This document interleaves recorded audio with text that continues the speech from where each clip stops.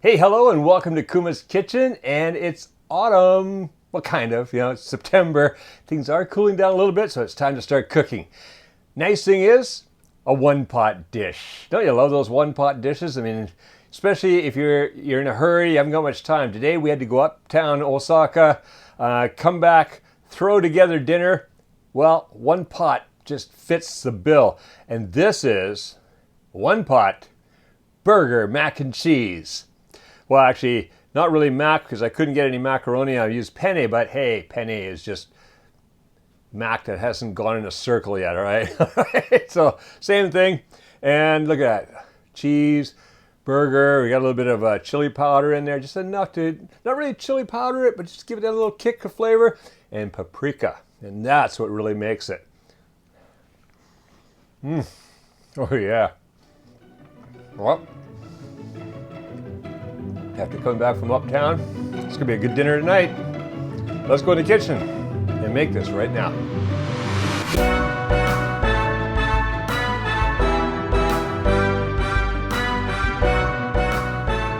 All right, so here's the ingredients for our mac and cheese. Across the front, I've got 1 tablespoon of olive oil. That's just frying up the onions and all. Then I've got the 1 teaspoon of pepper, half a teaspoon of salt, a tablespoon of chili powder, a tablespoon of paprika powder, 3 tablespoons of flour. Over here, 1 onion chopped. In this case, quite a large onion today, but any size is quite fine. Nice to have a bunch of onion in there. Here, I've got 1 pound or 450 grams of ground meat. And again, this is my usual. It's like about a 60% beef, 40% pork mixture that they make at my local supermarket over here. Quite nice. And here, this is 12 ounces or 340 grams of cheddar cheese grated. Now, cheddar cheese is great in this. Other cheeses too. You could, you don't go really fancy. How about a mixture, half and half Gruyere and Emmental cheeses? Myself, I didn't want to mortgage the farm, so I'm just going with the cheddar. But if you're in Europe and get Gruyere cheaper than we can get here, wow, it does add quite a flavor kick to there. All right, but cheddar, good. Monterey Jack, any of those kind of cheeses are nice in here. Basically, any cheese that's going to melt on you is going to be good. All right, then across the back here. Okay, again, I call this is mac and cheese, and we should use macaroni for that. But I couldn't find any macaroni. We don't always have it in our store here. So I'm using penne, which is just the same. I mean, really, it's macaroni that hasn't bent, It's straight macaroni. That's about the difference. So you want to use like a penne or a macaroni or so. I usually like to use fusilli, but fusilli is not as strong for something like this. Like it'll break up more. So in this case, I'm going to use the penne. And that is 12 ounces or 340 grams of penne. Then over here, I've got 2 cups of chicken stock, or you can use a vegetable stock, although it's not going to be vegetarian with the meat in there. But anyways, whichever, any kind of stock is nice just to give flavor. And then I've got another 2 cups of milk back here to add creaminess. All right, first thing I'm going to do, I'm going to use my deep dish cast iron pot because I want some cooking space. And we're going to add in all those liquids and all. This is going to fill right up. So I'm hoping that this pot's big enough. Maybe I should have used my even bigger pot. But I like the looks of this pot, so I'm going to use it today. All right, let's see how it goes. All right, first thing we'll do is bring that up to medium heat. All right, then add in the olive oil. All right, let that start heating up a little bit. Spread it around a bit. And in go the onions. And I want to cook those onions for about 5 to 8 minutes just to soften them up a bit. And then going to add in the meat, the seasonings to go with that. All right, so see you back here in about 5 to 8 minutes. All right, so my onions are cooked. Going to put in the ground meat. Get all that goodness in there. All right, and all the seasonings. So the paprika, the chili powder, pepper, salt. You may notice that my salt always tends to stick just a little bit in the container. So if you ever noticed, probably seen a long time ago, I did a video on the kind of salt I use here in the kitchen, and it is Celtic salt. So it's very natural, very good stuff. Lots of minerals in it. I think it tastes better than regular salt because it's got no chemicals in it. So if you can get yourself Celtic salt, it comes from the coast of France. They rake it off the salt flats there out by the ocean. Absolutely fantastic stuff. It's a little gray in color sometimes. That's because of the clay that it's been sitting on.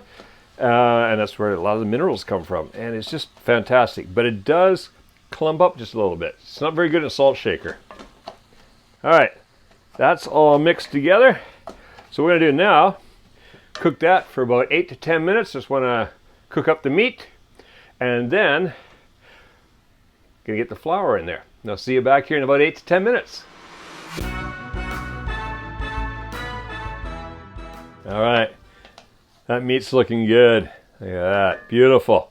So what we're gonna do now is gonna add in the flour, stir that in, and just cook it just for about a minute just to get the rawness out. That flour is gonna thicken up our sauce after, so we're gonna just get the raw flavor out, cook that a little bit, and we'll be back in a minute. Add in more ingredients. All right, see you back shortly. All right, that's ready to go. So what I'm gonna do now is I'm gonna add in the broth. Oh, a little bit of solids there. Let's get that in there. Yeah, flavor. Give that a little stir. Make sure nothing's stuck to the bottom. It isn't. Good. All right. I'm gonna get the penne in there, or the macaroni, depending on what you're using. And the milk. All right, what I want to do now is you want to bring this up to a simmer, and then want to cook it for as long as the instructions on the pasta, depending, different pasta at different times. This pasta is a special one I found, and it's kind of like a partly whole grain. So it needs to cook just a little bit longer than usual. The package says 11 minutes, so this is going to cook for 11 minutes. Now most pastas are about 8, 9, 10 minutes. Just look at the package, cook it to that, that'll be perfect. All right, so I'm going to bring that up to a simmer, give it its 11 minutes, and I'll see you back here after that. All right, that's been going for 11 minutes. Now, unlike cooking pasta in water, you do have to stir this every once in a while. So I've been every once in a while just stirring, just going across the bottom to make sure nothing sticks down there, and also to move the penne around so everybody gets even cooking. Just have the guys sit on the surface. When you're in water, they're boiling all over the place. All right, so let's check one out.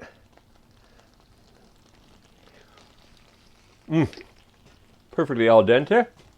All right, turn the heat off. In goes the cheese, and we'll be done.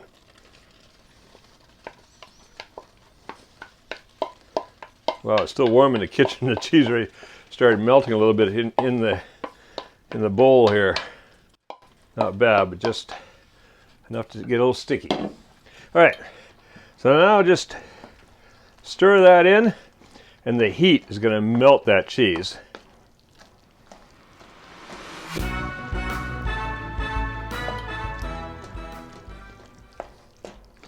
All right, there we go. Super creamy. Oh, that's going to be good for dinner. There we go. That is the burger mac and cheese. All right, if you like this recipe, stick around.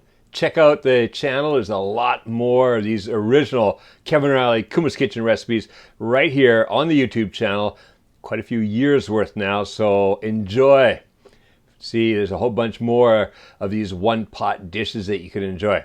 Also, if this is your first time here or you've not yet done so, please do make sure you click that subscribe button and click the notification bell so you don't miss out on other recipes coming up. Now go make this ooey, gooey, delicious mac and cheese and make cooking fun again with Kuma's Kitchen.